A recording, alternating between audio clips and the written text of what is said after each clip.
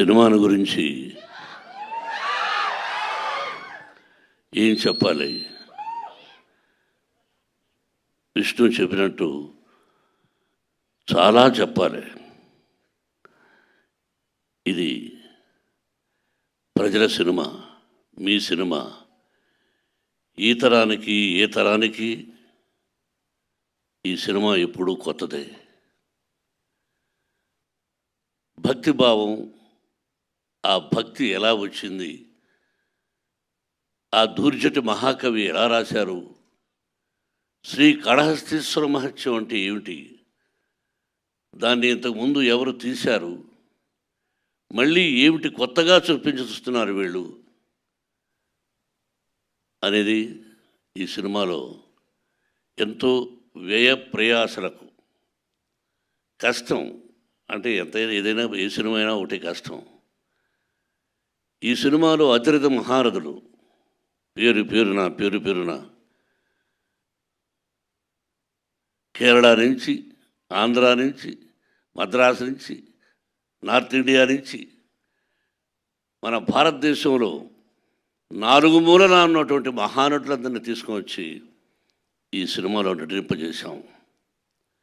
వాళ్ళు ఏం చేశారు, ఎలా చేశారు అని చెబితే ఏదో డబ్బా కొట్టుకున్నట్టు అవుతుంది.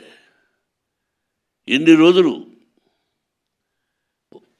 ఇక్కడే ఉన్నాడు శరత్. అతని గురించి అతనిదే నాటామని. నేను పెదరాయుడు యాక్ట్ చేసిన సినిమా అయిందే.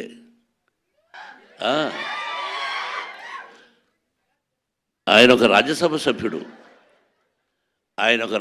సభ్యుడుగా ఉన్నారు.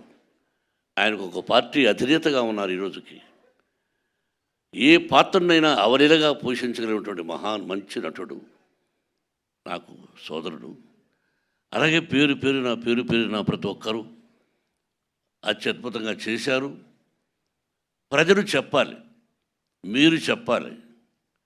ఈ టీజర్ చూసిన వెంటనే ఇది ఓన్లీ భక్తి చిత్రమే కాదు, అన్ని రకాల విష్ణుబాబు చెప్పినట్టుగా ఒక చరిత్ర, భగవంతుడు, పరమేశ్వరుడు, అంతే. ఒక పద్యం ఉంది, ఎవ్వని చేజనించు జగమెవ్వని లోపల నుండు లీనమై, ఎవ్వని ఎందుడెందు పరమేశ్వరుడెవ్వడు, మూల కారణం వెవ్వడు, అనాది మధ్యలయుడెవ్వడు, సర్వము తానే అయిన వాడెవ్వడు, అట్టి వారిని ఈశ్వరుని శరణము వీడదన్. అంటే అక్షరం ఎక్కడైనా అక్షర దోషాలు ఉండొచ్చేమో. ఇప్పుడు పెద్దవాళ్ళ శిక్షలో చదువుకున్నాం. మనందరికీ పరమేశ్వరుడే, బ్రహ్మ విష్ణు మహేశ్వరుడు ఎలాగో పరమేశ్వరుడే అంతా.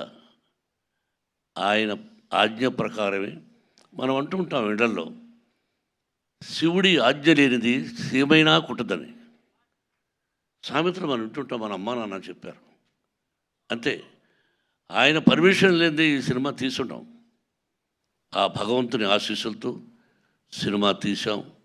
మీరు ఇంకా ఎన్నో ఫంక్షన్స్ చూడాల్సి వస్తుంది కన్నప్ప ద్వారా.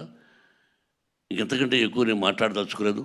మీ అందరి ఆశీస్సులు నిర్మాతగా నాకనే కాకుండా ముఖ్యంగా నా బిడ్డకు విష్ణుకి, విష్ణు టీంకి మీ అందరి ఆశీస్సులు కావాలని కోరుకుంటున్నాను.